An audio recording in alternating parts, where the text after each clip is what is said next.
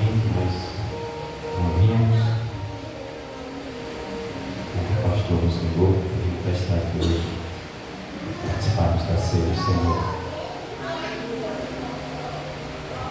Hoje, culto de Santa Ceia. Geralmente, os crentes separam o culto de Santa Ceia para se preparar espiritualmente. É uma cultura que precisa mudar, porque o crente tem que estar preparado todos os cultos. Eles colocam no coração e mentaliza de que hoje é culto de Santa Ceia, um culto especial. Todos os cultos é especial. O de Santa Ceia é que nós nos reunimos porque o Senhor nos deixou um mandamento, dizendo fazer isto todas as vezes em memória de mim. E que era celebrada a Páscoa na época.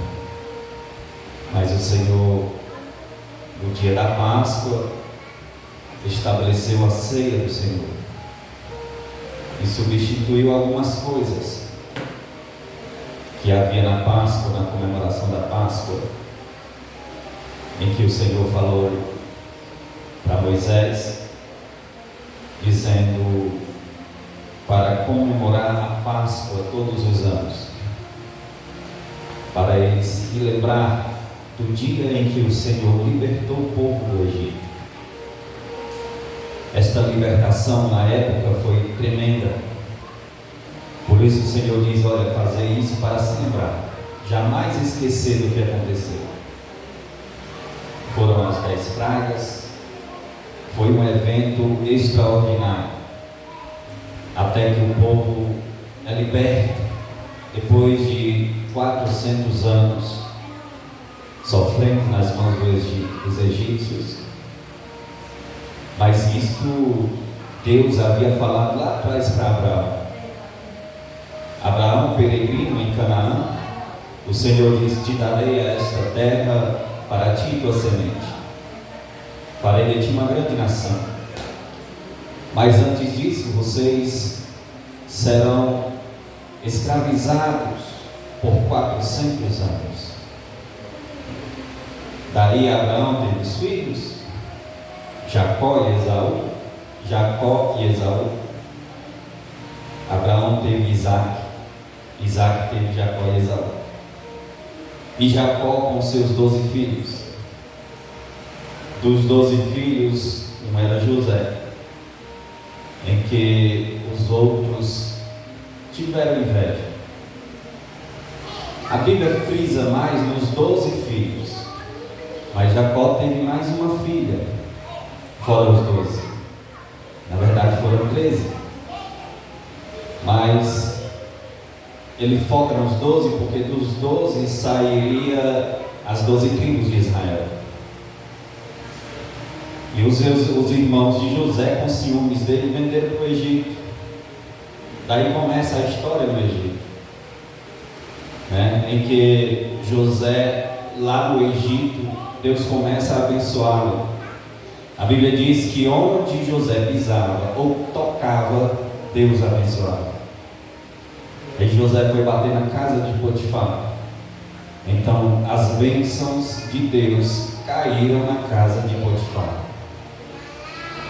Muitas pessoas não acreditam, mas aonde você está, as pessoas que te rodeiam também são abençoadas por Deus, porque você é uma bênção. As pessoas, a tua casa, a tua família, as pessoas que estão dentro da tua casa, que nem acreditam em Deus, ela está sendo abençoada, mas não sabe.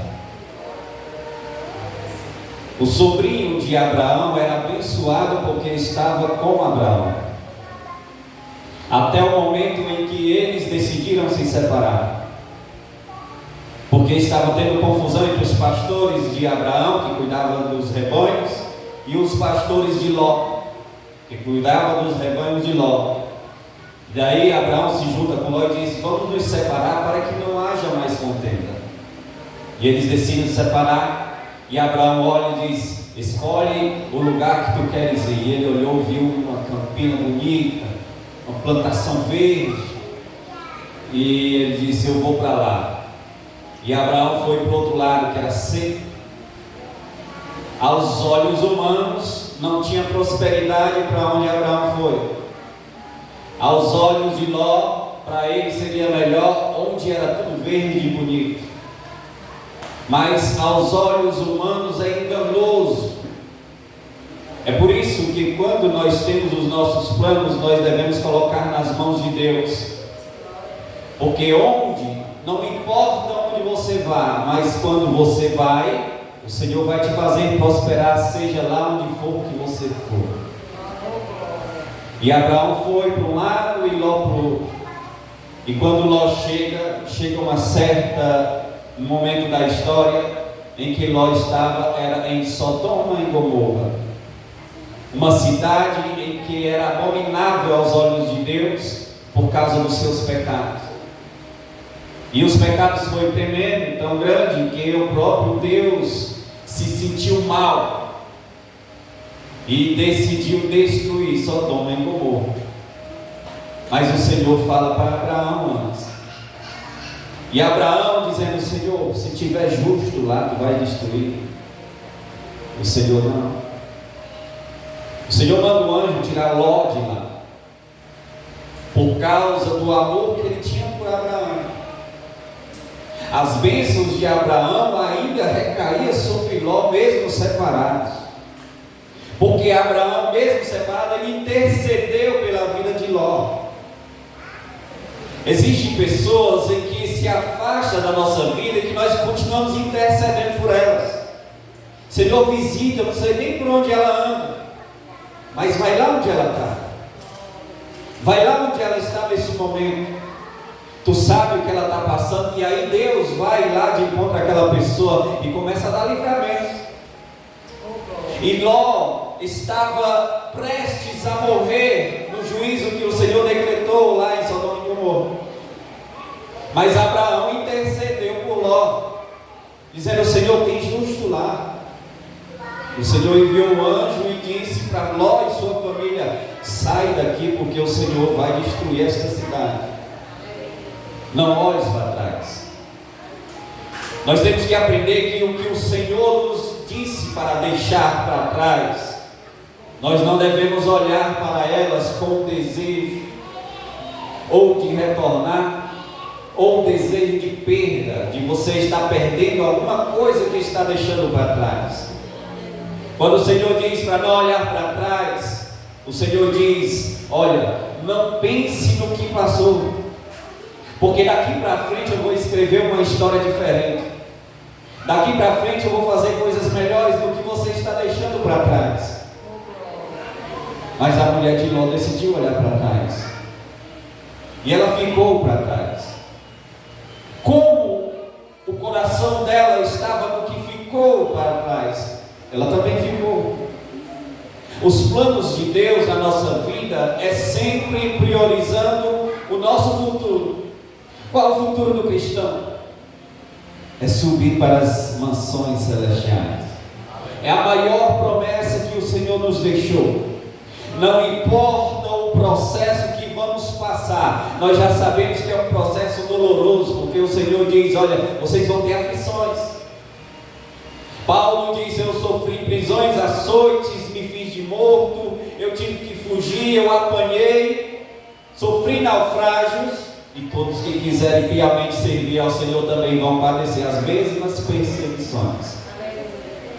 Mas o próprio Paulo diz assim: olha, tudo isso que nós passamos, tudo isso que nós sofremos na nossa vida, não se compara ao que o Senhor tem preparado para nós.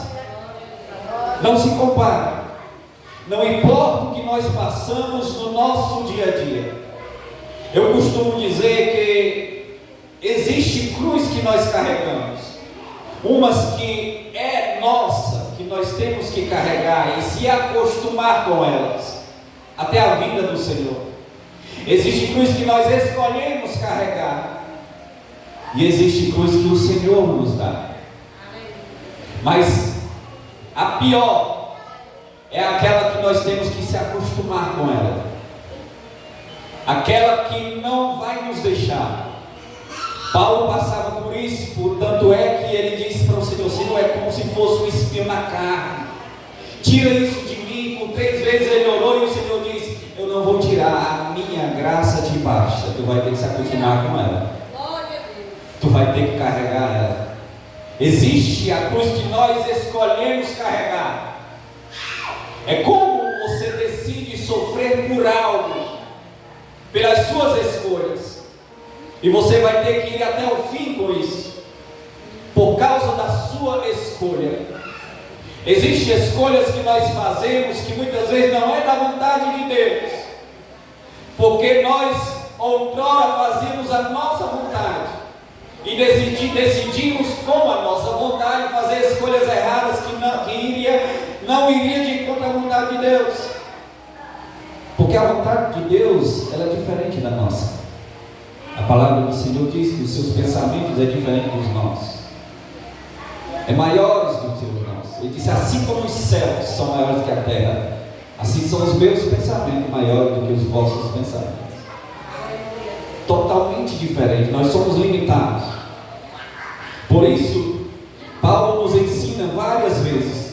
Se você for ler as cartas que Paulo enviou, tanto para as igrejas, quanto para os irmãos individuais, você vai ver Paulo ensinando, porque ele tinha um espírito de ensinamento profundo, de doutrina, tanto para a igreja, quanto para os irmãos individuais.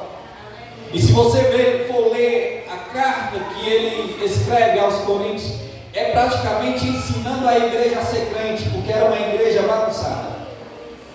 Os irmãos se juntavam para cear, e os mais ricos compravam banquetes, se sentavam na mesa e iriam se banquetear. Os mais pobres não tinham condições, ficavam lá atrás só olhando. Era a ceia da igreja de Coríntios, a Santa Ceia. Por isso Paulo ensina no capítulo 11 da primeira carta, lá no versículo 23, no trecho que nós sempre lemos no ato da ceia, Paulo ensina a como cear, dizendo: olha, quem tem fome come em casa, não é para encher o bucho na igreja. Você vai cear em memória do Senhor, trazer à memória o sofrimento que nos trouxe até aqui. É isso que estamos fazendo hoje. E eu quero trazer um versículo para nós memorizarmos, porque começa lá no Egito, e quando o Senhor liberta o povo do Egito, passa pelo deserto, chega na terra de Canaã, mas na saída do Egito, o Senhor estabelece esta Páscoa, e se faz isso todo ano, para vocês se lembrarem.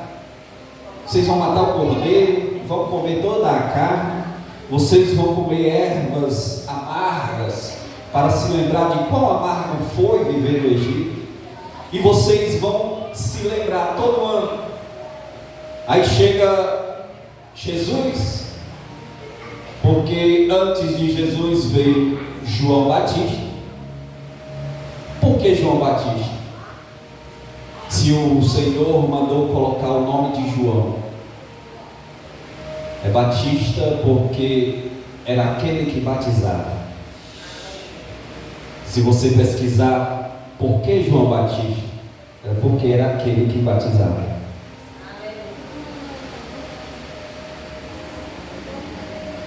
A história é fascinante.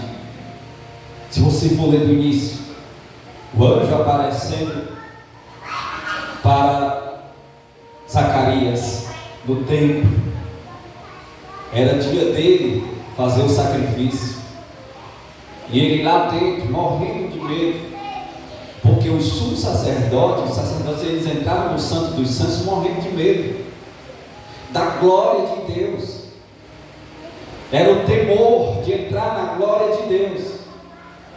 E quando o anjo desce dizendo: a tua mulher Isabel, estéril, está grávida, vai ter um filho. E ele duvidou, porque ela já era de idade. E ele disse: mas como pode? Ela é de idade, ela não pode ter filhos. O Senhor diz: porque não creste na minha palavra, tu vais ficar sem falar até o menino nascer. Zacarias saiu do templo mudo. Passados 6 meses, o anjo aparece a Maria, dizendo: salve agraciada, tu foi escolhida para carregar o Salvador do mundo. Ela ficou tão feliz que foi visitar Isabel, sua prima. Ao entrar na casa, as duas crianças se mexeram e ficaram se batendo no vento, de alegria ao se encontrar João Batista e Jesus. E eles, ao se encontrar, começa ali uma grande história que vai mudar o rumo do mundo, da história da humanidade. Porque Isabel nasce e tem João, e as pessoas, quando fizeram ali o parto, perguntando como vai ser o nome do filho, qual o nome do menino, em que o anjo tinha falado para Zacarias: coloca de João, mas ele não estava falando. E as pessoas na época colocavam o nome ou se baseando pela família ou se baseando pelo ato de nascimento. Ah, nasceu de um jeito, então o nome vai ser tal. Assim como foi o nascimento de Jacó e Esaú, eram gêmeos. E quando puxaram Esaú, Jacó vinha agarrado no calcanhar do seu irmão. Puxaram Esaú e Jacó veio junto. Aí eles olharam: olha, está vendo? Ele é trapaceiro, ele queria sair primeiro, puxar o irmão para trás e sair primeiro. Queria ser o primogênito. Então o nome dele é Jacó, o enganador, o trapaceiro. Era assim que eles colocaram o nome das crianças no ato do parto. Mas o Senhor disse para Zacarias: o nome do menino é João. Aí o Senhor aparece para Maria e diz: o nome do menino é Jesus. Mas era natural, era tantos Joãos que nasciam, era nome comum. Jesus da mesma forma. Qual a diferença dos dois? Quando o Senhor fala que vai nascer João, o Senhor diz: este será aquele que irá preparar o caminho do Senhor. Quando Jesus é apresentado no templo, aquele velhinho Simão dentro do templo apresentando, dizendo: agora os meus olhos podem descansar, eu posso morrer porque os meus olhos contemplaram o Salvador do mundo. Este será para elevação e queda de muitos. Então, todos nós, ao conhecermos a palavra, sabemos quem era João e quem era Jesus. E João realmente aparece no deserto pregando um evangelho diferente, em que as pessoas queriam conhecer. Era um homem que pregava no deserto, porque você vê nos dias de hoje, vai vir um pregador tal, aí vai onde tem multidões. João Batista foi onde não tinha ninguém, no deserto, e as pessoas vinham para o deserto para ouvir João Batista pregar. Vinha no deserto para ouvir a palavra de Deus. Qual era a palavra? Quando eles chegavam lá, João Batista lá: vocês são cobra, vocês não prestam, vocês precisam se converter, é preciso deixar o pecado. E esta era a pregação de João. E as pessoas eram impactadas com essa pregação e queriam a mudança, porque ele pregava o arrependimento. Arrependei-vos. E assim o povo queria o arrependimento. O que nós fazemos, João? Vem para cá que eu vou te mergulhar nas águas. Quando tu sair dela, tu vai ser uma pessoa diferente, tu vai viver de uma maneira diferente. E enquanto João Batista pregava, Jesus estava começando o seu ministério. E Jesus começando o seu ministério, ele passava no mar da Galileia e começava a apontar: tu me segue, tu Pedro, Tiago, João. E aí começa a chamar Mateus, o cobrador de impostos, e começa a chamar Judas.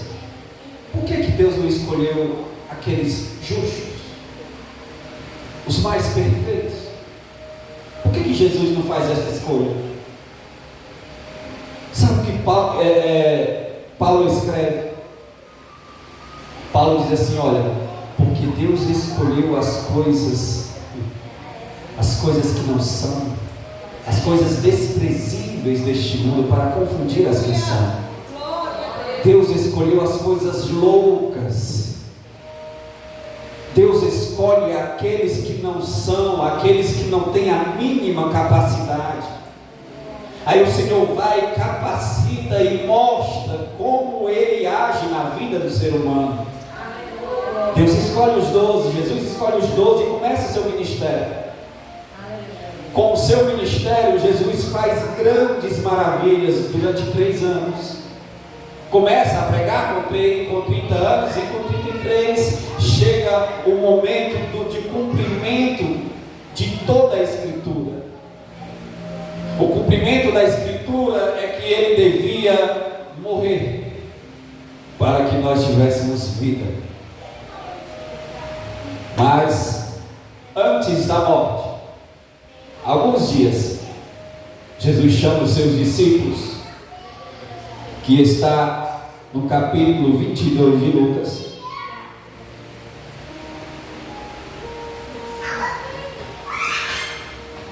Capítulo 22.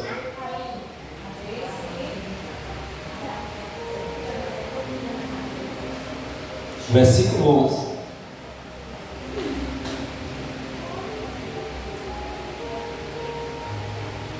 Vamos ler o versículo 11 e 12, depois o versículo 15. Versículo 11 diz assim: dizei ao dono da casa: o mestre manda perguntar-te onde está o aposento em que comerei a Páscoa com os meus discípulos. Então ele vos mostrará uma grande sala mobiliada. Fazei aí os preparativos. Versículo 15. Depois de já estar assentados, Jesus disse: desejei muito comer convosco esta Páscoa antes do meu sofrimento. Jesus fala para os seus discípulos procurar uma casa. Um homem que estava entrando em sua casa com um vaso. E casa, na palavra do Senhor, tem 3 significados. A casa, templo do Senhor, somos nós, templo do Espírito Santo. A casa, templo, em que nós nos reunimos para adorar o Senhor, que é este que estamos. E a casa, o seu lar, onde você habita com a sua família. Eu quero nesta noite que nós venhamos a meditar na nossa casa espiritual, o nosso templo e morada do Espírito Santo. Esta casa, ela tem que estar perfeita. Eu sei que ninguém é perfeito, mas a casa tem que estar limpa.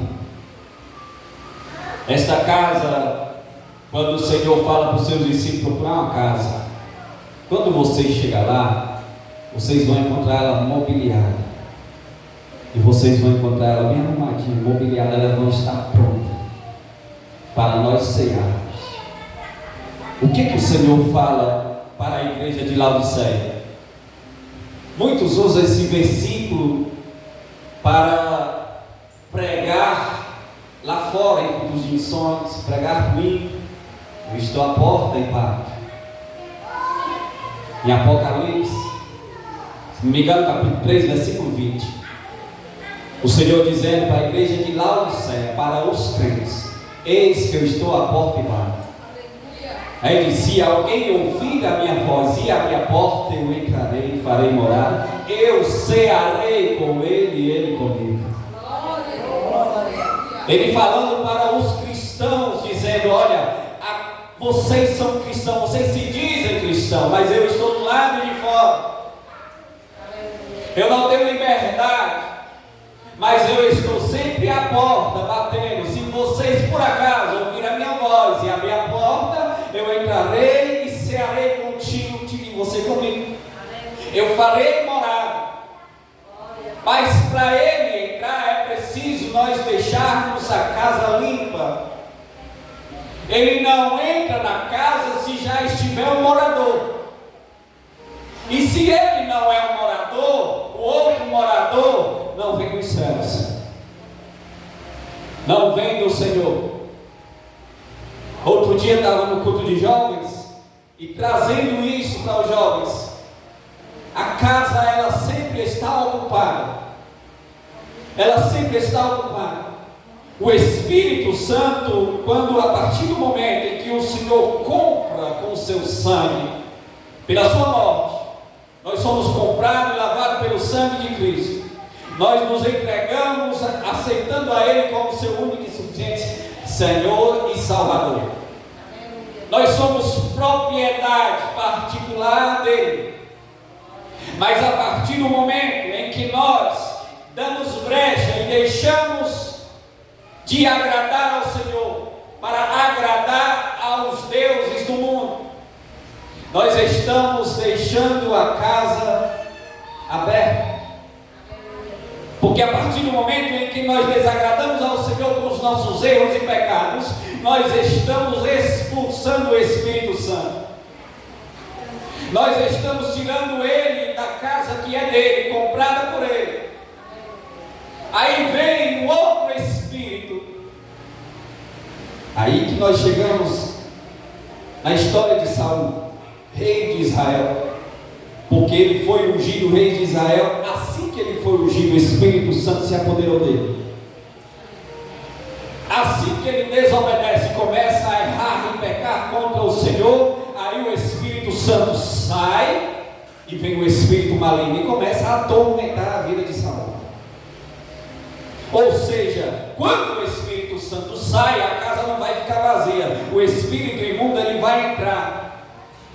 E ele entra e não vem sozinho, porque ele diz: olha, eu saí da casa. Quando você aceitou Jesus, ele sai. Ele tem que sair. Eu saí da casa e eu andei por todos os cantos do mundo. Andei pela terra e não encontrei lugar para mim. Eu volto para minha casa. Encontrei ela vazia, desocupada. Voltei para minha casa e tem mais.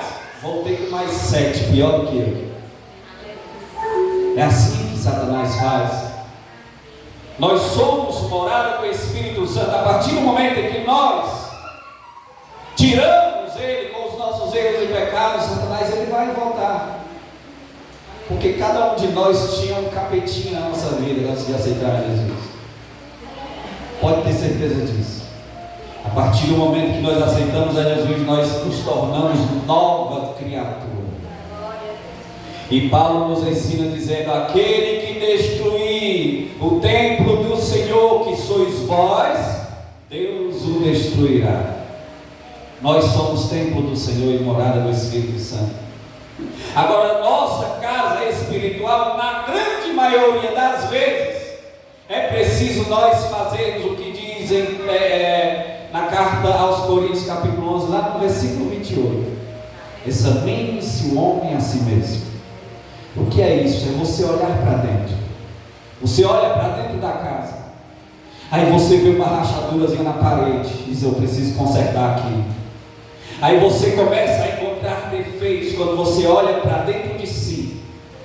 Quando você começa a se olhar no espelho: eu estou errando. Tem casas que precisam de apenas de uma pequena reforma. Apenas um demão de tinta já fica perfeito, porque já está quase bom. Outros já tem uma rachadurazinha, mas já outros precisam de uma reforma estrutural, porque a ferrugem já corroeu todo aqueles ferros que seguram as colunas. É preciso uma reforma mais aprofundada.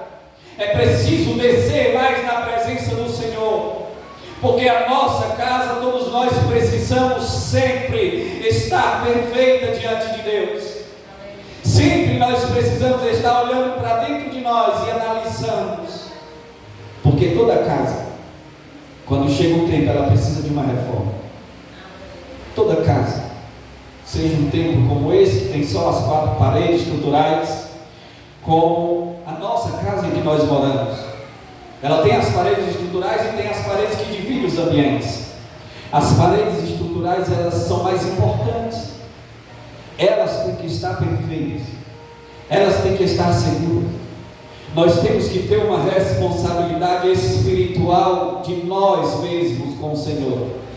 Olharmos para dentro de nós e dizer: Senhor, será que eu ainda estou estruturalmente firmado na rocha que és Tu? Porque o salmista, lá no Salmo número 40, ele diz, ele começa a orar e dizendo: eu esperei com paciência no Senhor. Ele se inclinou para mim e ouviu o meu clamor. Tirou-me de um lago horrível, de um charco de lodo, e pôs os meus pés sobre uma rocha. O homem estava em cima do lodo. Uma pessoa em cima do lodo não consegue cair em pé. É escorregando e caindo. Escorregando e caindo. O Senhor foi lá e tirou e colocou ele numa rocha.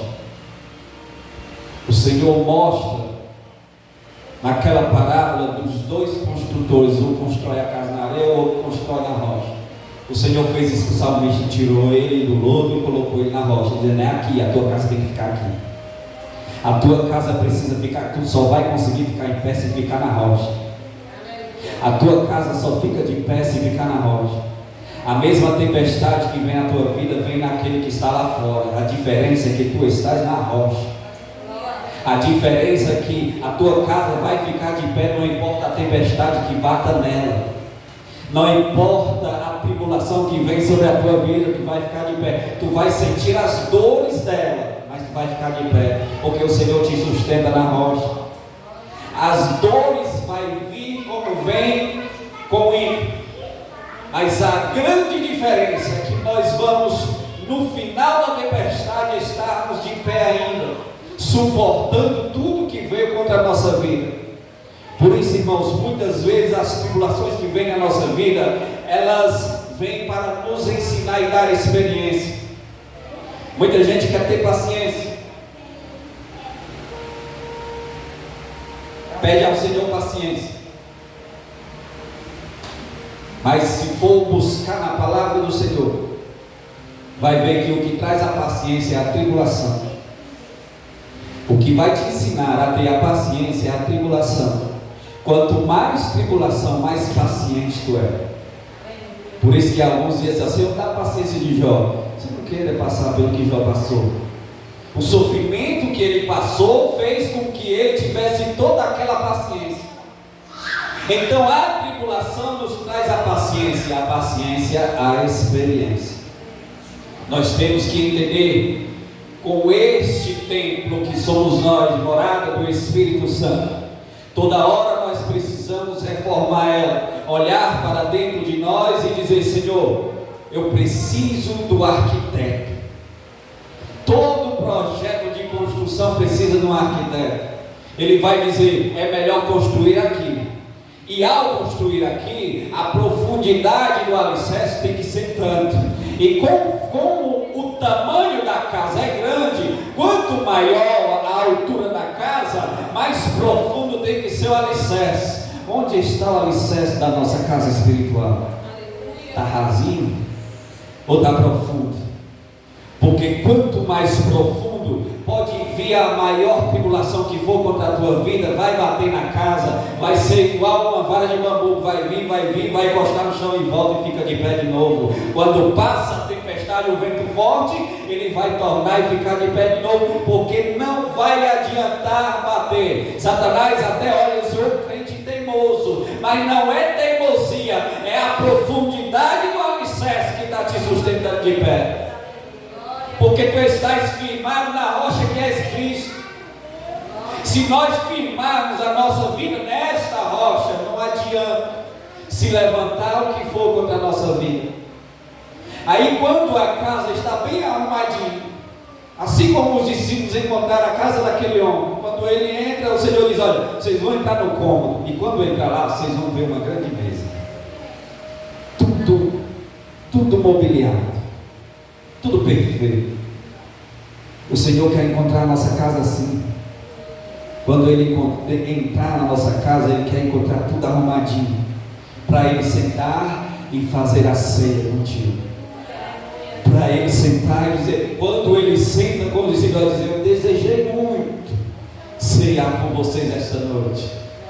O Senhor entra na tua casa, tudo arrumadinho, e diz: como eu desejei estar aqui contigo hoje. Como eu desejei cear contigo esta noite. Mas quando o Senhor muitas vezes chega na casa do crente, está uma bagunça e diz: isso aqui, eu não consigo entrar quando está assim. Vamos fazer uma reforma. Aí o Espírito Santo começa a nos trazer à memória o que nós éramos na presença do Senhor. Porque muitas vezes nós entramos no automático. Entramos numa rotina de mesmice. Isso é tão perigoso. E o Senhor diz assim: eu preciso te tirar do automático. Tu precisa voltar para mim, porque eu quero voltar a controlar a tua vida. Tu estás no automático, tu estás paralisado. Este automático está fazendo com que tu fique para trás e começa a entrar algumas coisinhas na tua casa que me desagradam, porque estamos no automático. O automático, você fica tranquilo. No automático você fica despreocupado.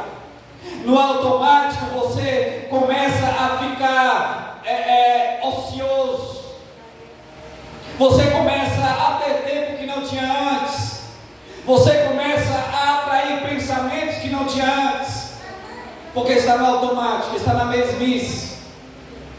Perdeu aquela essência de ser direcionado pelo próprio Espírito Santo.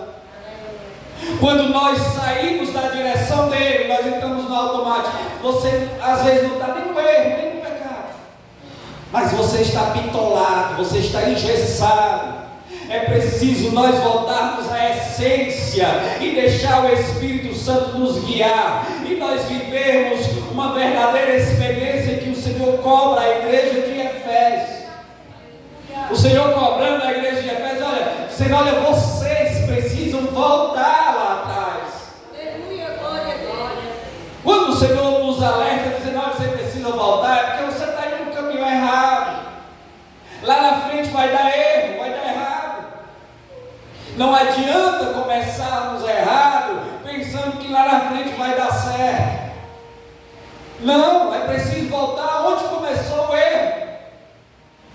E o Senhor olha para a igreja de Éfeso e diz: volta ao primeiro amor, volta onde caíste, porque de lá para frente tu vais voltar a ser abençoado. Tu vais começar a reconhecer o teu erro, voltar a adorar ao Senhor em espírito e em verdade, porque era isso que a igreja de Efésios perdeu. Aí o Senhor fala lá no capítulo 3, se não me engano, de João, no encontro com aquela mulher samaritana. Aquela mulher olha para Jesus e diz assim: olha, os judeus adoram no monte e nós adoramos no vale. Jesus olha para ela e diz assim: olha, vai chegar um tempo em que não importa se no monte ou no vale, o Pai está à procura de verdadeiros adoradores que o adorem em espírito e em verdade. Não importa onde você está, não importa em que momento você está, mas que você seja um verdadeiro adorador, adorando ao Pai em espírito e em verdade, porque o Pai se agrada daqueles que o adoram assim. Ele está à procura destes. Não importa o teu sofrimento, não importa o teu momento. Agora, o momento de bonança,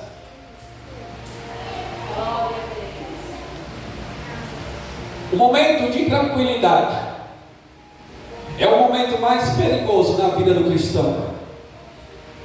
Porque enquanto tu estás passando pela bonança, por isso que Paulo fala, escrevendo, agora não me falha a memória, ele escrevendo, ele diz: olha, eu sei passar pela fome e sei passar pela bonança.